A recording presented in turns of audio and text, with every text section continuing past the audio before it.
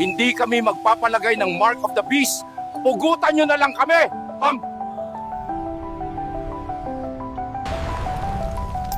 Dahil ayaw nyo magpatatak ng Mark of the Beast, susunugin namin kayo!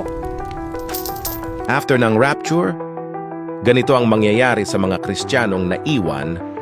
Ipag-uutos ni Antikristo na lahat ng tao ay matatakan ng Mark of the Beast. Dahil ayaw nila magpalagay ng Mark of the Beast at pinili nila ang kanilang faith kay Jesus, pupugutan sila ng ulo o kaya naman susunugin sila.